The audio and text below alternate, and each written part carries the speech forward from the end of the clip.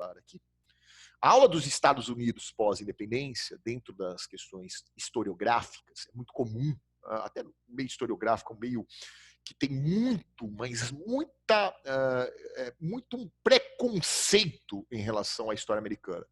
E a história americana, pessoal, ela é uma história extremamente surpreendente. Eu gostaria que você tivesse essa visão, né, que você conseguisse enxergar isso. E é uma história, de certa forma, que mostra que os americanos pós-1776 talvez fizeram a maior revolução que a idade contemporânea já conheceu. Que a idade contemporânea pode ou pôde apreciar e verificar.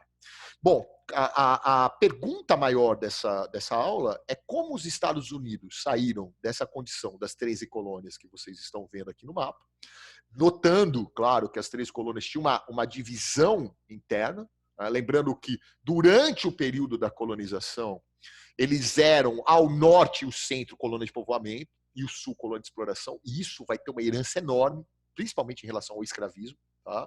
Principalmente em relação ao tema escravidão, dentro da situação norte-americana. Então, a primeira coisa que eu quero que você guarde, como eles saíram desse território que está em vermelho, 10% do território que eles eram, e conquistaram tudo isso que você está vendo em azul. Tudo isso, como foi conquistado, como eles conseguiram essa expansão de forma tão forte, tão pungente, veemente falando. Então, a primeira questão que eu quero que você saque é isso. Após a independência, após 1776, os Estados Unidos vão passar por um período, pessoal, que nós chamamos de um Estado republicano. A formação deles era uma formação extremamente avançada. Então, o que você percebe? Que eles eram republicanos, presidencialistas, democráticos, capitalistas. Então, entenda, esse regime que vai ser adotado no restante da América, principalmente a questão do regime republicano, com exceção, claro, do Brasil e do México, que foram monarquia, mas o restante da América adotou esse regime, seguindo os passos dos Estados Unidos. Agora, entenda, esse regime republicano, presidencialista, democrático, capitalista, esse regime que eu quero que você saque, era extremamente avançado. A maioria dos países da Europa eram monárquicos. Os Estados Unidos já colocaram um modelo novo, uma forma nova de organização, que seguia os modelos da República de Cromwell, as antigas repúblicas romanas, também. Então, o que você percebe? Era um Estado extremamente avançado, liberal, democrático até de certo ponto. Só que tinha um problema que eu destaquei aí. E esse problema, pessoal, é o que a gente chama de ponto-chave dessa aula. É o escravismo. Eles, apesar de terem toda essa visão progressista, essa visão de civilização, eles ainda mantiveram a escravidão, a instituição escravidão. E isso é um problema seríssimo para eles. Tá? Isso vai ser um problema seríssimo. Vamos ver daqui a pouquinho. Qual foi o ponto de ruptura? Ou seja, quando os Estados Unidos conseguem realmente edificar um grande império. E agora você nota isso, que o grande ponto de ruptura, eu coloquei em destaque aí os pontos principais da aula, foi, sem sombra de dúvida alguma, a doutrina Monroe. O que foi essa doutrina, tio Raul? Por que ela é tão importante? A doutrina Monroe de 1823 recebe esse nome em função do presidente James Monroe. Ele tem uma frase que ficou muito marcada num pronunciamento que ele fez ao Congresso americano, que ele, na verdade, ele diz assim: América para os americanos. Essa frase tem muitas formas de ser explicada. Então, por exemplo, quando ele fala América para os americanos, no primeiro momento ele está dando uma resposta para a Europa. A Europa, nessa época, vivia o Congresso de Viena. Vocês não vão ver isso aí na história geral. Era uma época que a Europa queria recolonizar algumas colônias que ela havia perdido aqui na América. Então, a Europa estava de olho na América, querendo uma recolonização. E os americanos, com a doutrina, falaram assim, não vem pôr bedelho aqui não, a América é nossa. Como se eles tivessem levantado uma bandeira de proteção. Só que por trás dessa proteção está um imperialismo muito forte. E é interessante, essa América para os americanos também serviu para que eles iniciassem um processo de expansão territorial dentro da América do Norte. E é esse ponto fundamental que eu quero que você entenda nessa aula. A expansão que os Estados Unidos fez dentro do seu território sentido a oeste. Como eles dominaram todo esse território que está em azul. Então, a doutrina Monroe é fundamental para que você entenda, porque ela foi o início desse processo de expansão.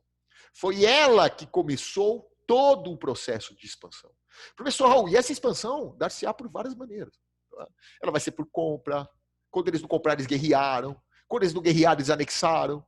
Então, entenda, a situação aqui é das mais diversas. Então, eles compraram a Flórida, por exemplo. A Flórida, a indústria sem chaminé deles. Repara aqui, ó, que está em vermelho aqui nesse mapa. Compraram a Flórida da Espanha, pagaram 5 milhões de dólares. Pagaram mais barato na Flórida do que nós pagamos no Acre. Mais barato na Flórida do que nós pagamos no Acre. Além da Flórida, eles compraram a Louisiana. Tudo isso que você está vendo em verde, aqui é o tamanho desse território. Eles compraram da França. A Flórida eles compraram da Espanha, tá? Louisiana eles compraram da França. Pagaram cerca de 7 milhões de dólares. A Louisiana é o South Belt, Corn Belt americano, ou seja, os cinturões americanos, a produção de milho, de toda é o Mato Grosso deles, né, para você compreender de uma forma mais, do linguajar mais popular. Né, é onde você tem a produção agrícola principal. E o que eles não compraram, e compraram também o Alasca, que nem aparece aqui no mapa, mas eles compraram o Alasca da Rússia. Tá? Professor Raul, o Alasca eles pagaram cerca de 15 milhões. Então, eles compraram a Flórida, compraram o Alasca, compraram a Louisiana. O que eles não compraram, eles vão o quê, professor Raul? Eles vão acabar tomando através de guerras. A guerra hispano-americana, a guerra contra o México. O México perdeu 1/3 do território para os americanos. Você pode entender isso de uma forma bem clara quando a gente fala sobre essa questão da derrota mexicana. Você consegue compreender justamente até pelo nome que os americanos deram a essas regiões, Novo México, Texas, né? As cidades como Las Vegas, Los Angeles. Você acha que essas cidades são de origem o quê? Inglesa? É lógico que não, era de origem espanhola. Eu vou até colocar o mapa aqui para você entender. Se a gente vier na aula de colonização da América Espanhola, você consegue compreender o que eu estou dizendo. Olha o que era a América Espanhola. Repare, tudo que está em vermelho. Olha até onde o México. Olha o território que o México tinha avançando sobre os Estados Unidos. Eles perderam tudo isso aqui, ó. Perderam tudo isso aqui. Então, essa situação, em especial, ela faz do México um potencial, entre aspas, uma presa em potencial para o imperialismo americano.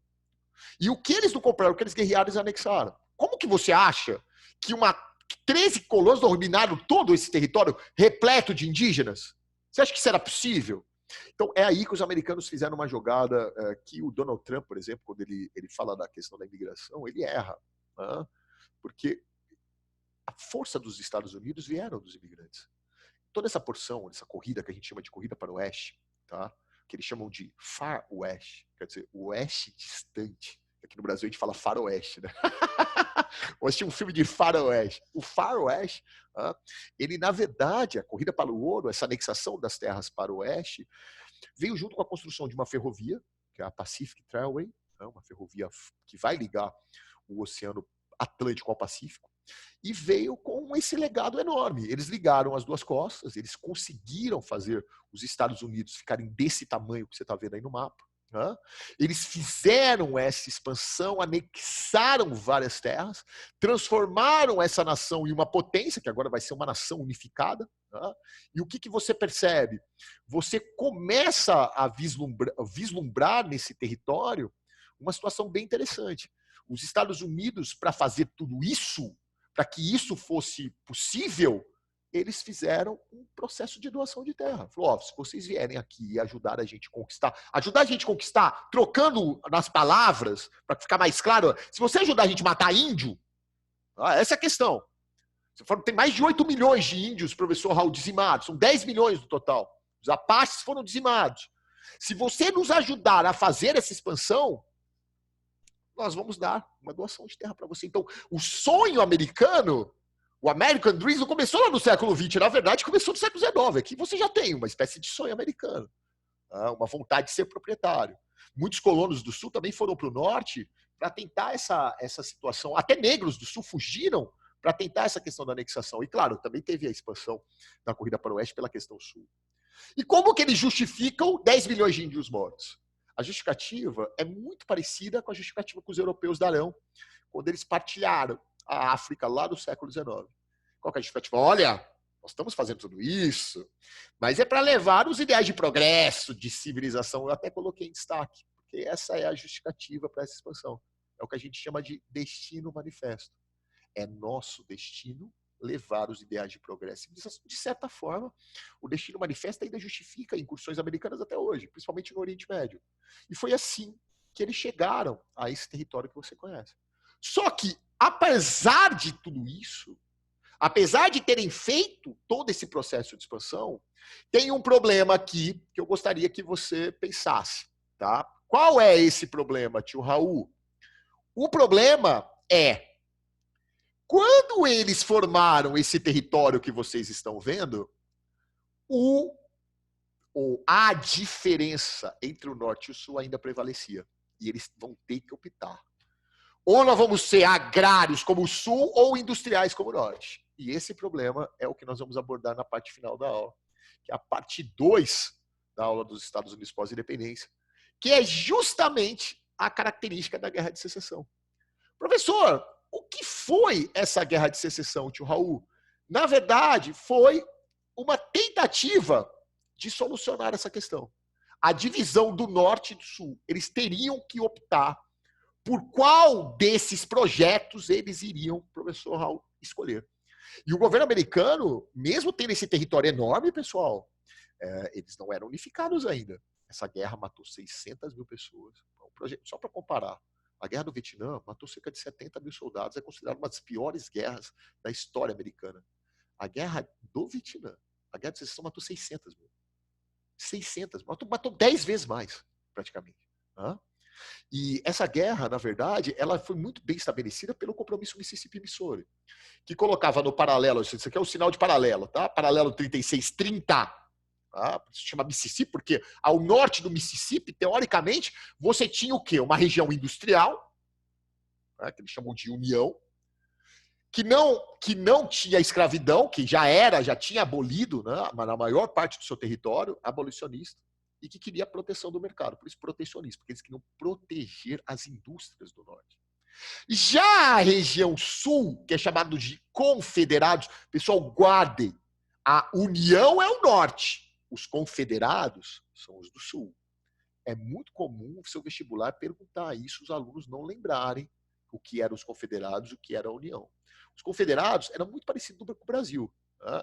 Eram agrários, tinha uma economia baseada em grandes propriedades, eram a favor do livre mercado, porque eles queriam importar, né, já que eles não produziam, então eles não queriam proteção para a indústria, eles queriam importar a preços mais baratos. E o Sul era escravista. Eles tinham uma população escrava enorme, enorme. Eles não queriam liberar isso. Foi aí que a guerra começou. E a guerra entre o Norte, entre a União e o Sul, e por incrível que pareça, o Sul, o Partido Democrata, ele nasce dali, tá? E o do Norte, o Partido Republicano, é mais uma curiosidade que os alunos geralmente eles têm uma dificuldade em entender. O Partido Republicano foi o primeiro a pedir o processo de abolição. E um desses presidentes que representam toda essa questão, estou até com ele aqui, ó, tem até ele, foi um presente de um aluno que foi aos Estados Unidos e trouxe para o tio Raul. Esse presidente, Abraham Lincoln, que pagou com a própria vida por essa atitude, ele é um presidente que tinha os ideais da União, ou seja, do Norte. E o que ele vai fazer? Ele vai propor a 13ª emenda. Isso aí vai arrebentar a economia do Sul.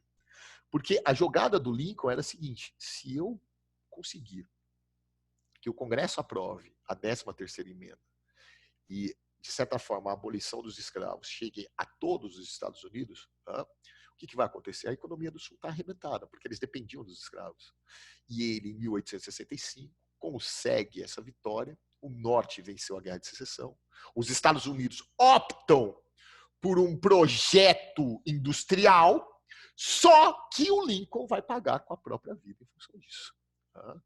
No dia 15 de abril de 1865, John Wilkes, assassino, confesso, porque todo mundo viu ele no teatro, era uma sessão do teatro que o Lincoln estava assistindo, e até uma curiosidade, porque os dois presidentes assassinados nos Estados Unidos morreram com tiro, e algumas curiosidades interessantes, porque o teatro que o Lincoln estava assistindo a peça, depois futuramente chamará-se, ou então se transformará no Teatro Kennedy. Então o Lincoln morreu no Teatro Kennedy, futuro Teatro Kennedy. E o Kennedy morreu em um carro aberto, para quem não sabe, em 1963 em Dallas. O Kennedy morreu também com um tiro em um carro aberto, e o carro era um Lincoln. Era um Lincoln Continental. Coincidências, né? Fantásticas. Quando o Wilkes matou o Lincoln, ele disse em latim, morte aos tiranos, na tradução. O fato é que o Lincoln, infelizmente, pagou com a vida, mas ele deu, por isso que ele é um presidente tão famoso nos Estados Unidos, porque ele deu aos americanos a 13ª emenda. Tá? Eu vi que tem uma mensagem aí, eu não consigo visualizar ela agora. Tá? Mas se vocês tiverem perguntas, vocês, por favor, podem abrir o microfone e fazer sem problema. Pessoal, mesmo com a vitória do Norte, o que nós percebemos? Nós percebemos que o racismo ainda permaneceu. Então, não adianta nada você ter essa vitória total se o racismo ainda permanece. E o racismo dos Estados Unidos foi muito, muito forte, e é ainda. Tá? Então, mesmo com a vitória do Norte, nós temos uma situação terrível, que é a formação da seita racista, de segregação racial, de supremacia da raça branca, né? Que eles chamavam o negro de inferior, que é a Ku Klux Klan, cujas iniciais KKK, eu até destaquei aqui. É por isso que muitos alunos, às vezes em chats de, por exemplo, é muito comum o brasileiro dar risadinha com KKK, né? Chats de jogos, por exemplo, quando você coloca 3Ks, o norte-americano, por exemplo, pensa que você está fazendo uma referência à seita da Ku Klux Klan. Você está vendo aí. O Ku Klux Klan, na verdade, ela só foi considerada ilegal mesmo na segunda década do século XX nos Estados Unidos. Então, quer dizer, ela agiu abertamente perseguindo, matando por muito tempo. Até hoje tem membros. Né? Até hoje tem membros. Essa seita racista, pessoal, ela é uma herança triste dessa situação americana, que vai permanecer com racismo tão forte, tão violento, que você tinha, por exemplo, na década de 60 do século passado, 1960, 65, até 68, nós temos locais nos Estados Unidos, por exemplo, até a postura do Martin Luther King aparecer, temos locais nos Estados Unidos que tinham restaurantes que tinham locais reservados para negros, não podiam sentar no mesmo lugar de um branco, né? Como se fosse um fumante hoje. Né? Você tinha, por exemplo, regras que, como um negro, se entrasse em um ônibus, sentasse em um local e ele tivesse um branco em pé, ele era obrigado a ceder o lugar para um branco. A Rosa Parks, depois nós vamos estudar o caso dela específico, foi o que começou todo esse movimento dos negros contra essa situação. Tem um filme maravilhoso chamado O Mordomo da Casa Branca, que mostra essa questão dos anos 40, dos anos 50, dos anos 60. Outro filme que mostra muito bem essa questão da Ku Klux Klan, nem tanto, mas a questão da perseguição dos negros, é A Espera de um Milagre, belíssimo filme, vale a pena você assistir. O Norte venceu, a Ku Klux Klan existiu, e o que você percebe? Que os americanos conseguiram, mesmo a essa situação terrível que nós tivemos de sangue, de morte, de negros, de índios, conseguiram edificar o seu território. E quando eles edificaram o seu território, eles ficaram livres para que finalmente o seu imperialismo fosse notado por todo o resto do mundo, principalmente na América Latina. É aí que eu vou citar a doutrina do Big Stick, ou do grande porrete. Big Stick Policy. O que foi essa doutrina? O presidente Roosevelt, em 1901, agora com os Estados Unidos já unificados, grandiosos, industriais, começam a mostrar toda a sua força e toda a consequência do seu investimento em armas. A doutrina falava basicamente isso: fale macio, carregue um porrete e você irá longe. Como eu coloquei aí, fale com suavidade e carregue um porrete. Ou seja, primeiro tente na negociação, se for preciso, use as armas. Por isso essa construção do Estado belicoso, com interferências presenciais, quer dizer, de exército em vários países, como Cuba, Nicarágua, Colômbia, Panamá, que era uma província da Colômbia. Tá? Então, essa política ela só vai ser substituída depois, né? Bem depois, por uma política da boa vizinhança, good neighbor.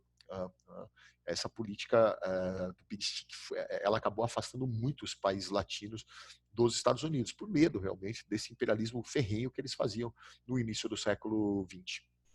Tudo bem? Bom, pessoal, essa aula é uma aula complementar àquela que eu passei, tá? E ela